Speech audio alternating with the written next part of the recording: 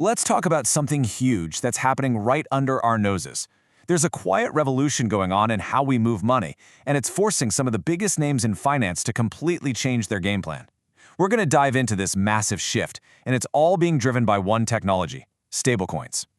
And to really get a sense of the scale here, just look at this number. That's nearly $1 trillion. That's the amount of money moved using stablecoins in just one recent month.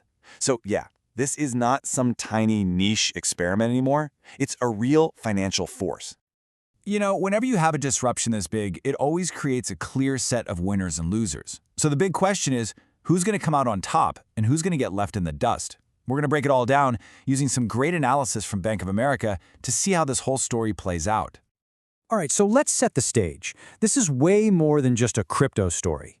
We're talking about a fundamental change to the actual plumbing of the financial world.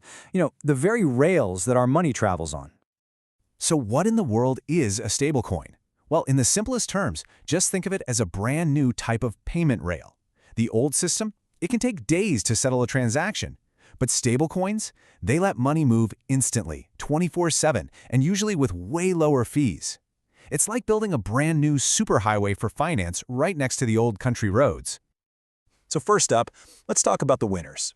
These are the players who aren't just sitting back and watching. Nope, they are jumping on this change and are set to profit from it in a really big way. And the biggest winners? Well, you might be surprised. It's actually us. You, me, consumers, and businesses. We're the ones who get faster payments and lower fees, which is especially a game changer for international transfers. But right there with us are the fintech companies that were basically built for this new world. Companies like PayPal, Block, and SoFi. And what's really fascinating is watching how PayPal has just sprinted out ahead of the pack. They launched their own stablecoin, PYUSD, and they've already integrated crypto checkouts. They've grabbed a powerful early mover advantage. They're not waiting around. They're actively building the future. But PayPal's not alone, of course. Block is making moves to weave stablecoins into its massive ecosystem. I'm talking Cash App and Square. And then you've got SoFi, which has a real ace up its sleeve, its banking license. That could let them create their very own stablecoin and other blockchain services. Okay, so what about the old guard, the giants of the payment world? You think they'd be the obvious losers here, right? But this is where their story takes a really interesting twist. They are not going down without a fight. In fact, they're adapting to survive and maybe even thrive. This is the key right here. It's a brilliant shift in mindset. At first, Visa and Mastercard saw stablecoins as a direct threat, as competition, but they've made a massive strategic pivot. They don't see a threat anymore. They see a new payment rail that they can help build and maybe even control. So what's the strategy? Simple. Instead of trying to fight this new tech, they're aiming to become the essential plumbing for it.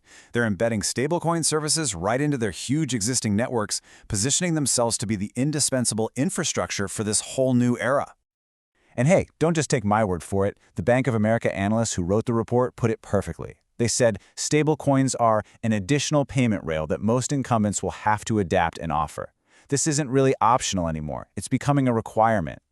Now, what about American Express? Well, they're playing it a bit more cautiously. They're definitely exploring some uses, especially for business payments, but because foreign exchange fees aren't as big a piece of their pie, they're just less exposed to the immediate threat. Okay, so we have met the winners and the adapters. Now let's talk about the final group, the potential losers.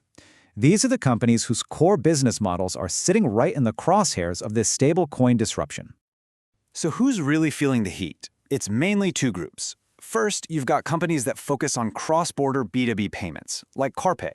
They could see their market share start to shrink. And second, traditional foreign exchange providers. They risk losing all those lucrative currency conversion fees they rely on. But here's the twist, and it's a really important one. Even the so-called losers aren't just sitting on their hands. A company like CarPay is already hedging its bets by forming its own stablecoin partnerships. It just goes to show how widespread this change is.